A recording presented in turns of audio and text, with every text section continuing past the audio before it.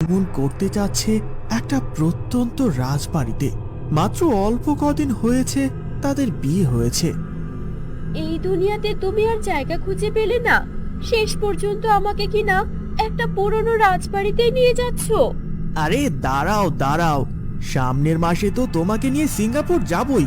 এর আগে তোমাকে নিয়ে আমাদের গ্রামের রাজবাড়িটা ঘুরে নিয়ে আসি। এই রাজবাড়িটা আমাদের ছিল, আমার দাদা এক সময় জমিদার ছিলেন। ও ভাইজান, তাইলে আপনি জমিদার বাড়ির ছেলে? আপনি ঠিকই বলছেন, আপনার দাদা অনেক নাম করা একজন জমিদার ছিলেন আর খুব ভালো মানুষ ছিলেন। আচ্ছা, আমার দাদির ব্যাপারে গ্রামে অনেক আজে বাজে কথা শুনি, সত্যি কি তিনি আত্মহত্যা করেছিলেন? না না, আপনার দাদি খুব ভালো মানুষ ছিলেন।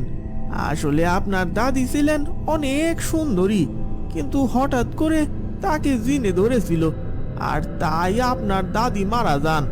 শুনেছি আমার দাদিমা অনেক সুন্দরী ছিলেন, আর তাই তো আমার দাদা যান তাকে অনেক পছন্দ করে বিয়ে করেছিলেন। কিন্তু হঠাৎ করে তার এমন কি হয়েছিল? দেখেন ভাইজান, সত্যিটা তো আমরাও জানি না, আমরা সবার কাছে যা শুনছি তাই জানি। আসলে ওই রাজবাড়িতে কোনো একটা ঘর আছে, ওই ঘরটাতে অহনো কেউ প্রবেশ করে না।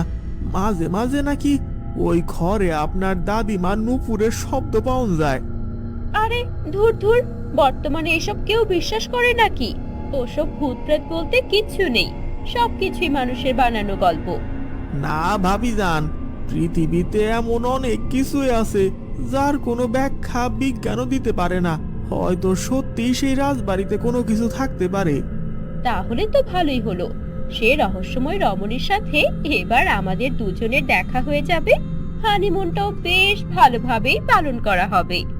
তয় আমার মনে হয় কি, খুব বেশি দিন আপনাকে ও বাড়িতে থাকতে হবে না। ওইখান থেকে যত তাড়াতাড়ি চলে আসবেন ততই আপনার জন্য ভালো হইব। এরপর হাসান এবং শোভা সেই রাজবাড়িতে পৌঁছালো, আর তখন দেখা হলো কেয়ারটেকার করিমের সাথে।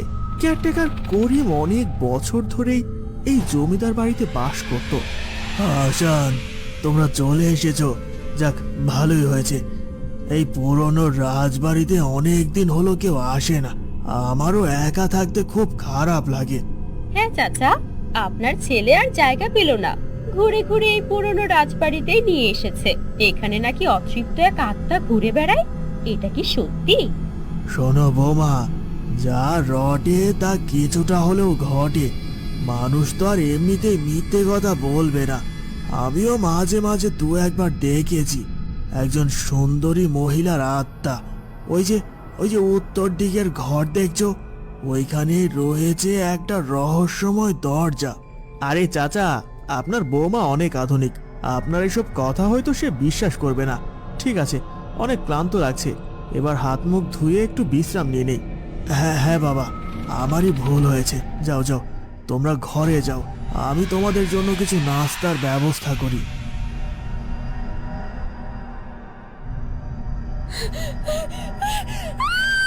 কে কাছে? কে? সামনে এসো, সামনে এসো বলছি।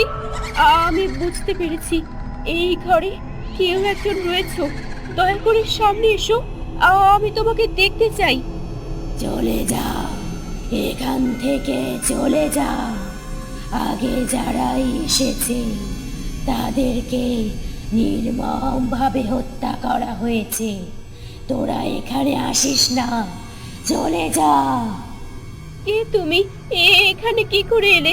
তোমার কি হয়েছিল আমাকে বলো। হত্যা? আমাকে নির্মমভাবে হত্যা করা হয়েছিল। আমি আসব, আমার আত্মা তোর সাথে দেখা করবে, কারণ আমার আত্মা মুক্তি পাচ্ছে না। তখন হঠাৎ করে বেসিনের আয়নায় একটা ভয়ঙ্কর আত্মার